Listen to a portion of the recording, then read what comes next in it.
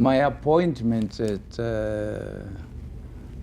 Harvard, the new body that the president of Harvard has set up, was also a surprise to me because it's an appointment that was global. They did appoint 3 people from Africa and a few others from all over the world, Brazil, India, China, England, Germany, Canada, America itself. So it's a group of people they felt could assist them in globalizing the role of Harvard Business School. And we are all tasked with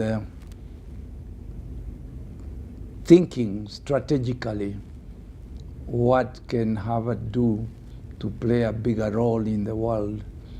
And I believe one of my interaction with Harvard is that I spent 3 years studying over there, so they know my stand, they know my contribution to various issues.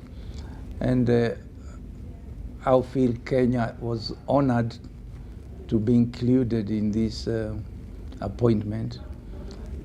It is not just for Kenya, it is global.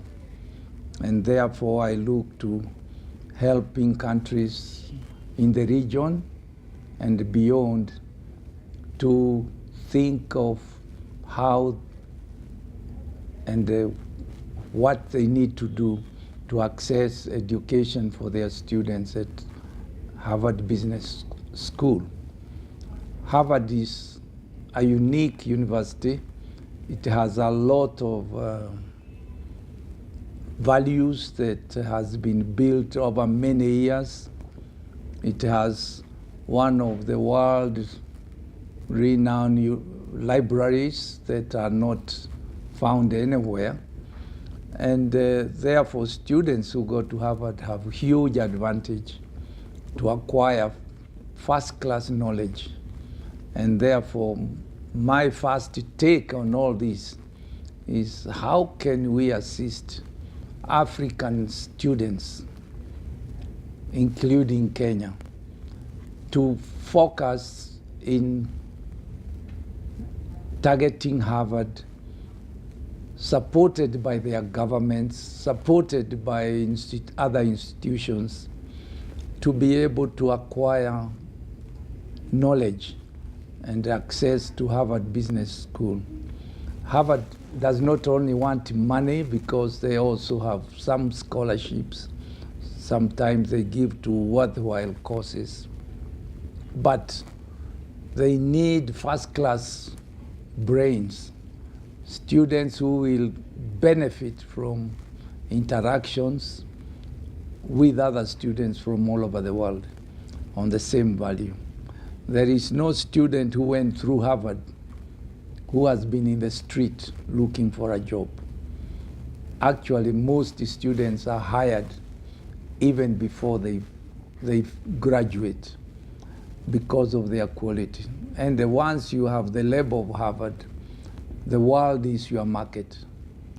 And therefore, for Kenya, I think it's very important, especially to have our leaders who will deal with the public sector, to have the best education available. I also believe that the government must support students who go to first-class universities, which includes Harvard, the way they support students who go to local universities. I think that support should not be determined by whether you are local university or you are overseas university. If you go to the best universities, I think Kenya government need to come on board and see that they will create a lot of value by assisting students. I was born from very, very, very ordinary parents, parents who labored for their living. Eventually, they passed away, so I grew up as an orphan boy. And survival was a gift to me to survive.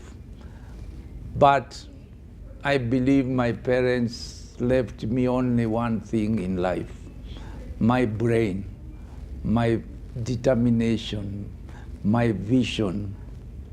And with those, armed with those attributes, I'm sure I managed to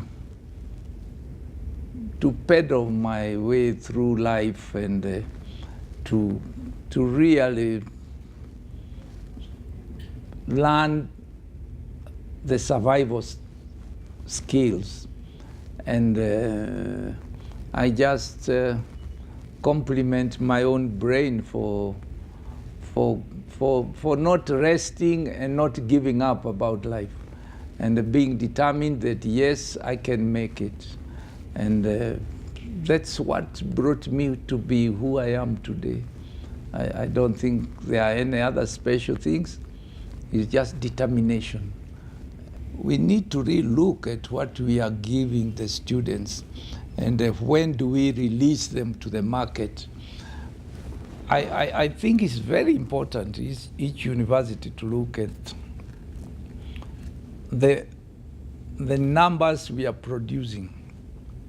I would advocate even producing less numbers, but very high quality numbers. Or create some universities, a few, you isolate them and make them like you find in America, the Ivy colleges, where we specialize and train those who are endowed with the skills, who are serious, quality people that can be developed to become first-class winners. And when you put the winners and everybody else in the same basket, they end up becoming ordinary, like everybody else. I think what we need,